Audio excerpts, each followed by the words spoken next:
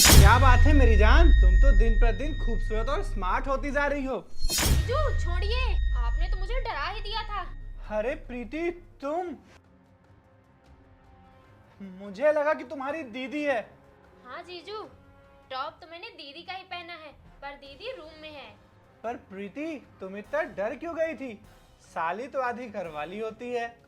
हाँ जीजू, शायद आप सही बोल रहे हैं। जिसने भी ये बात कही होगी कुछ सोच समझ के ही कही होगी। पर जीजू, आप दीदी को लेने 1 घंटे बाद आने वाले थे ना, फिर इतनी जल्दी कैसे आ गए? अरे हाँ, वो मैंने ऑफिस से ना हाफ डे ले लिया। सोचा थोड़ा अपनी साली के साथ भी बैठ के टाइम एक्सपेंड कर लूं। और वैसे भी ससुराल में तुम जैसी साली हो ना, तो यहाँ से जाने का तो दिल ही नहीं करता। आप आ गए? अरे हाँ, मैं तो आ गया। आप बैठिए। मैं और मम्मी मार्केट जा रहे थे। मैंने कुछ सूट सिलने के लिए दिए थे मार्केट में, और मुझे कुछ शॉपिंग भी करनी है। तो आप बोले थे 1 घंटे बाद आऊँगा। मैंने अभी कुछ अपनी तैयारी की ही नहीं। मैं जल्दी से मार्केट होके आती हूँ। तो घर में प्रीति और आप हैं, तो आप बैठ के बातें करिए, मैं जल्दी आई।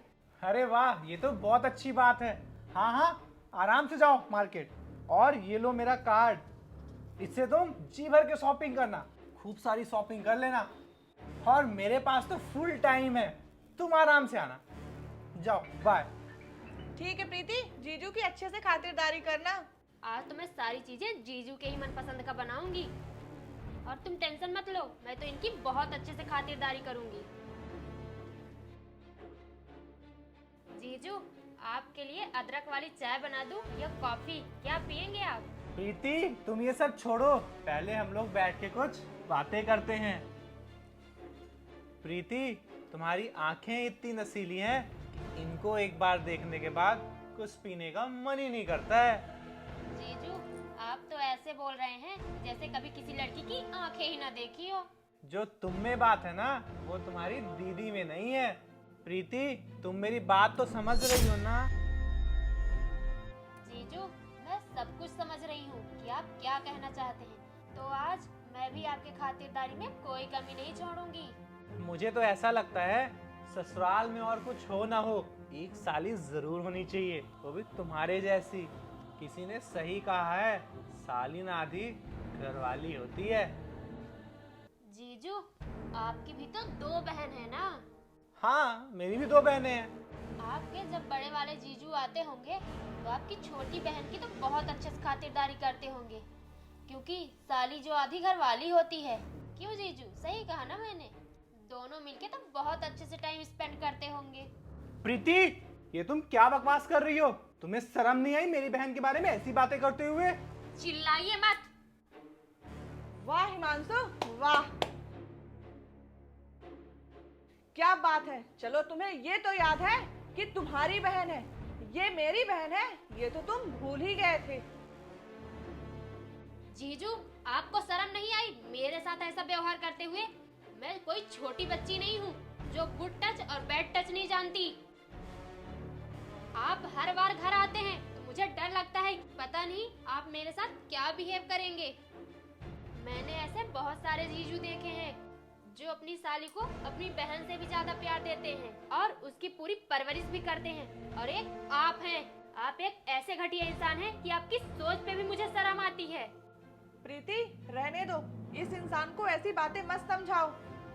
ये इंसान ऐसी बातें नहीं समझ सकता है। लोग तो ये भी बोलते हैं कि बड़ा जीजू बड़े भाई के समान होता है, पर ये तो एक अच्छा इंसान भी नहीं है। जब अपनी बहन पे बात आई तो बहुत गुस्सा आया, और मेरी बहन आपकी कुछ नहीं लगती, और लगती भी है तो क्या, साली आधी घरवाली। मुझे नहीं पता ये शब्द किसने भी बोला था, पर जिसने भी बोला था ना, ये शब्द बहुत घटिया शब्द है। अगर मेरा देवर मेरा छोटा भाई है तो आपकी साली आपकी बहन नहीं हो सकती।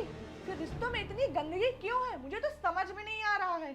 और हाँ, मैं कोई मार्केट नहीं गई थी, ये मेरा और प्रीति का प्लान था। उसने मुझे पहले ही बताया था कि दीदी, जीजू जब भी आते हैं ना तो मुझे बहुत गंदी नजर से देखते हैं। और वो पहले भी आपकी करतूतों के बारे में मुझे बताना चाहती थी, पर पता है वो क्यों रुकी थी? उसको लगता था कहीं मेरी वजह से मेरा और आपका रिश्ता न टूट जाए। जीजू, आपको शर्म आनी चाहिए कि मेरी दीदी आपसे कितना प्यार करती है और आप उसे कैसे धोखा दे रहे हैं। रोशनी, मुझे अपनी गलती का पछतावा है। जब मेरी बहन पे बात आई तब मुझे समझ आया कि मैं प्रीति के साथ क्या कर रहा था। प्लीज मुझे माफ कर दो। और प्रीति, तुम भी मुझे माफ कर दो। और हाँ, अगर अब आपको लगता है कि मेरे साथ आप नहीं रहना चाहते हो, मेरी वजह से आपकी इंसल्ट हुई है, तो मुझे कोई वो नहीं है, आप जा सकते हो। मैं भी आपके साथ रहने में कोई इंटरेस्टेड नहीं हूँ। अगर कोई इंसान मुझे समझ नहीं सकता है, मेरी बहन की ऐसे इंसल्ट कर रहा है, तो मुझे भी उसके साथ नहीं रहना। आप घर जाइए, आप जा सकते हैं।